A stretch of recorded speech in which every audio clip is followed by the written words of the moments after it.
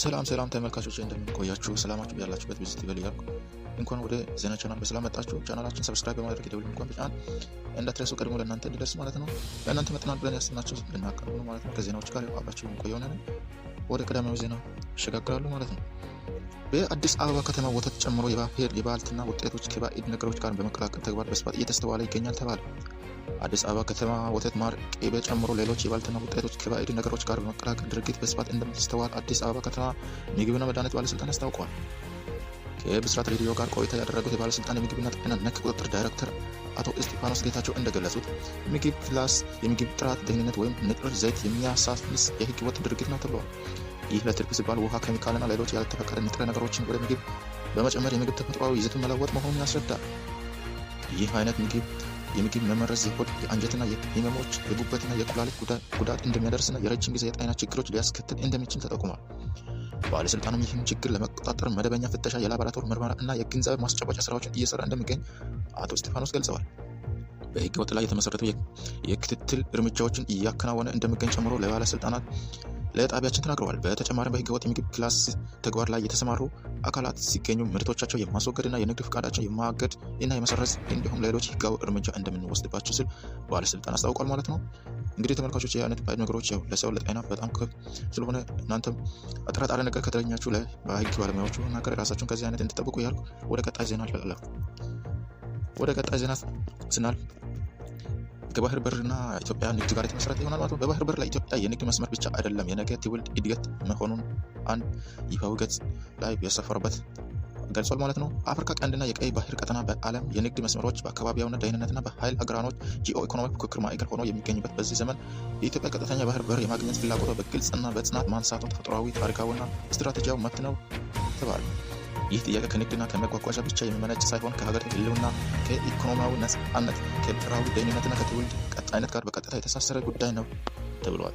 ኢትዮጵያ ከ120 ሚሊዮን በላይ ሕዝብ ያላት ፈጣን ኢኮኖሚክ እድገትና ከፍተኛ የክልል ተጽዕኖ ያላት ሀገር ሆና ሳለች ለውጭ የረጅም ጊዜ ዘላቂ መብት ሳይሆን የባህር በር አለመኖሯ የመጓጓዣ ወጪ ያሳድጋል፣ የኢንቨስትመንት ወዳዳሪነትና የንቅነት በውጭ ግብይት ላይ ጫና ይፈጥራል እና በቀጣይ የሀገሪቱ የልማት ፍጣንነት ሊገድብ ይችላል ተብሏል። የባህር በር ጉዳይ የጦርነት ወይም የግጭት አጀንዳ ሳይሆን በሰላማዊ ድርድር፣ በክልላዊ ትብብርና በጋራ ጥቅም መርሆ መፍታት ያለበት ስትራቴጂካዊ ጥያቄ ነው ተብሏል። በዚህም ረገድ ኢትዮጵያ የምታነሳው ጥያቄ የሌሎች ሀገር ሉዓላዊ ለመጋፋ ሳይሆን ለራሷ ዘላቂ ኢኮኖሚካዊ ደህንነት መሰረት ለመገንባት ነው ተብሏል። ዛሬ የባህር በር ጥያቄ አንድ የመንግስት ወይም የአንድ ትውልድ ፍላጎት ብቻ አይደለም፣ የነገዋ የኢትዮጵያ ኢኮኖሚካዊ አቅም ብሔራዊ ጉዳይ ነው። ስለዚህም የኢትዮጵያ የባህር በር ፍላጎት ቅንጦት ምኞት ሳይሆን የልማት ደህንነትና ታሪካዊ ቀጣይነት ጥያቄ መሆኑን ያስረዳል። እንግዲህ ወደ ባህር ማዶ ያገኘናቸው መረጃ ስንሻገር አሜሪካ የጉልበት ብዝበዛ አልተከላከለም ባለቻቸው የ60 ሀገራቶች ላይ አዲስ የንግድ ታሪፏን ጣለች። አሜሪካ የአገሪቱ ጨምሮ አፍሪካ ሀገሪቱን ጨምሮ በ60 የንግድ አጋሮች ላይ 10 እስከ 25 በመቶ የሚደርስ አዲስ የጉልበት ብዝበዛ መከላከያ ታሪፍ መጣሏን አስታወቀች። ፕሬዝዳንት ዶናልድ ትራምፕ አስተዳደር ከዚህ ቀደም ጥሎ የነበረው የተመሳሳይ እገዳ ጠቅላይ ፍርድ ቤቱ ውድቅ ካደረገበት በኋላ አዲስ ታሪፍ ሲያስተላልፉ ይህ ለሁለተኛ ጊዜ ነው። በታሪፉም ከተመቱ ሀገራቶች መካከል እንደ ብሪታንያ፣ አውሮፓ ህብረት፣ ካናዳ፣ ህንድ፣ ጃፓን እና ቻይና ያሉበት ታላላቆች የምጣኔ ሀብት ኃይሎች የሚገኙበት ሲሆን ከአፍሪካ ደግሞ የደቡብ አፍሪካ፣ ናይጄሪያ በዝርዝር ውስጥ ተካተዋል። ውሳኔው የተላለፈው አሜሪካ ንግድ መስሪያ ቤት ባለፉት መጋቢት ወር በዚህ አገሪቱ ላይ የመጀመሪያ ምርመራ ተከትሎ ሲሆን ተቋሙ በሀገሪቱ የጉልበት ብዝበዛ ለመከላከል በብዝበዛ የተመረጡ ቁሳቁሶችን ወደ ገበያ እንዳይገቡ ለማድረግ የሚያስችል ህጋዊ ክልከላ አላደረገም ሲል ከሷል። ይህ አዲስ ታሪፍም የተጣለው አገራት ወደ አሜሪካ በሚልኳቸው በሁሉም ቁሳቁሶች ላይ ተግባራዊ እንደሆነ ተገለጸ። አነጋጋሪው የዘለንስኪ ጥሪ። የዩክሬን ፕሬዝዳንት ቮሎዲሚር ዜሌንስኪ ከሩሲያ ፕሬዝዳንት ቭላዲሚር ፑቲን ጋር ፊት ለፊት ለመነጋገር ጠየቁ። ዜሌንስኪ የሩሲያ ጦርነት ለማስቆም በአዲስ መልክ ከቭላዲሚር ፑቲን ጋር ፊት ለፊት ተገናኝተው ለመምከር በደብዳቤ መጠየቃቸው ተሰምቷል። ዜሌንስኪ ከሩሲያ ፕሬዝዳንት በተጻፈ ደብዳቤ በአውሮፓ ያለው ጦርነት እንደገና የአሜሪካ ትኩረት እስኪሆን ድረስ ዝም ብሎ መጠበቅ ስህተት ነው ብለዋል። ሰላም ሊመጣ የሚችለው በዩክሬንና በሩሲያ መካከል በቀጥታ የሚደረገው ግንኙነት መሆኑን ጠቅሰው ዜሌንስኪ የጠቀሰ መሆኑ ለቀደመው ድርድር ጊዜ ሙሉ የተኩስ አቁም እንዲደረግ ጥሪ አቅርበዋል።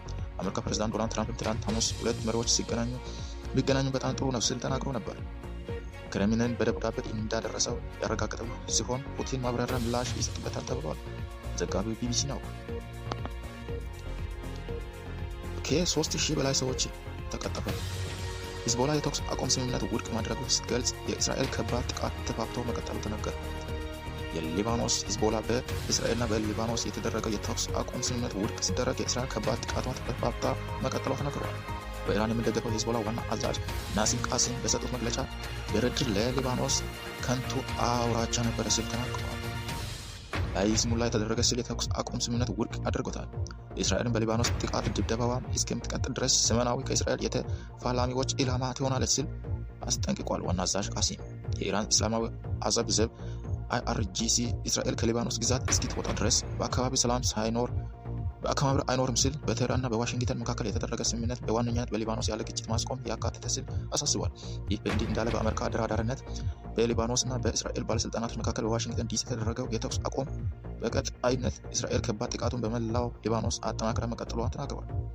ከመጋቢት 2 ጀምሮ እስራኤል በሊባኖስ ላይ ባደረሰችበት ጥቃት ቢያንስ 3526 ሰዎች ሲገደሉ 10733 ቆስለዋል ሲል የሀገሪቱ ጤና ጥበቃ ሚኒስትር አስታውቋል። ዘጋቢያችን አልጀዚራና ቢቢሲ ነው። እንግዲህ ተመልካቾች እናንተ ይመጥናሉ ብለን ያቀረብናቸው ዜናዎች ይህን ይመስል ነበር ማለት ነው። በያላችሁበት ጤና ይቆዩ።